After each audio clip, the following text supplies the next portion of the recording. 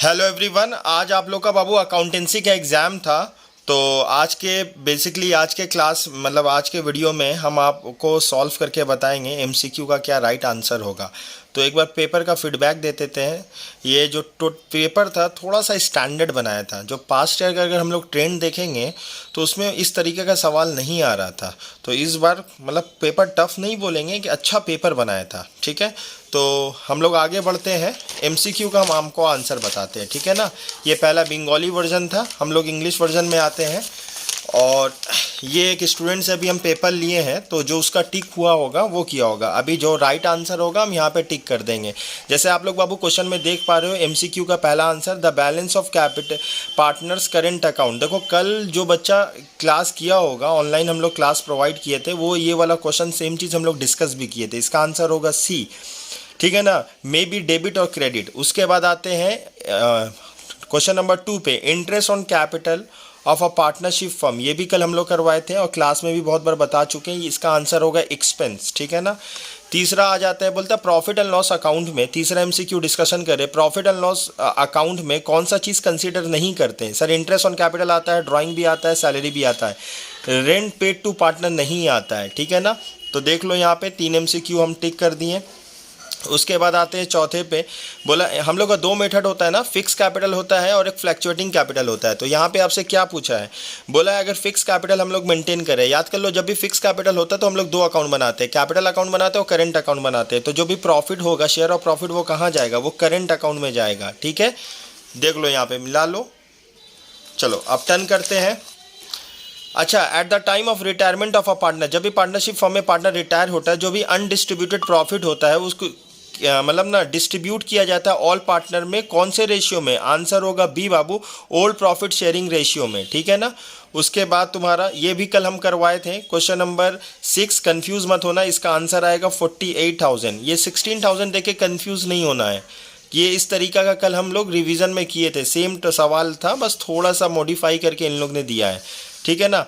और ये भी सेम सवाल हम लोग करवाए थे एकदम। इसका आंसर होगा 60,000। 60,000 कैसे आएगा, ये 60,000 को डिवाइडेड बाई 12% करना, माइनस कर देना तुम्हारा फुल लाख 40,000, आंसर आएगा 60,000, ठीक है ना। आंसर आएगा इसका क्लास में किया 7:5, 7:5 मिला लो। और बाबू कमेंट्स करना कि आप लोग का कितना सही हुआ है, ठीक है ना। चलो अब हम लोग आते हैं नेक्स्ट पे, क्वेश्चन नंबर 9 पे। इसका आंसर होगा 5%। उसके बाद आते हैं, इसका आंसर होगा शेयर कैपिटल। उसके बाद आते हैं, इसका आंसर होगा कैपिटल लॉस, ठीक है ना। उसके बाद हम लोग का इसका आंसर होगा 6,000, ठीक है। उसके बाद इसका आंसर होगा कैपिटल रिजर्व। देख लो बाबू। चलिए यहाँ पे होगा ऑप्शन बी होगा, ठीक है। ऑप्शन नंबर बी होगा। बोला नॉमिनल वैल्यू दिया हुआ है 20 रुपया और 16 हैज़ बीन कॉल्ड अप, ठीक है ना। और 12 पेड किया है, 12 paid up at the time of forfeiture. जब भी at the time of forfeiture share capital account will be debited. तो फॉरफीचर का एंट्री क्या होता है, equity share capital account debit, to calls in arrear account, to share forfeiture account. बोला share मतलब forfeiture करते समय जो हम लोग कैपिटल अकाउंट को डेबिट करेंगे वो किस अमाउंट से डेबिट करेंगे। याद कर लीजिए called up value, called up value कितना है, 12, आंसर होगा 12 इसका, ठीक है।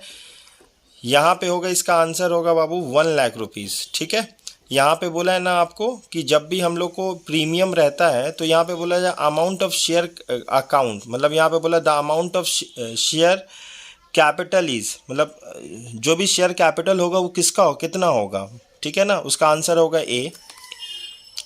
टाइम गैप बिटवीन, ये बहुत लोग का गलत हो गया होगा, इसका आंसर होगा B 30 days. Discount on issue of debenture, याद कर लो बाबू, इसको फिक्टिशियस एसेट्स बोला जाता है, फिक्टिशियस एसेट्स राइट आंसर है।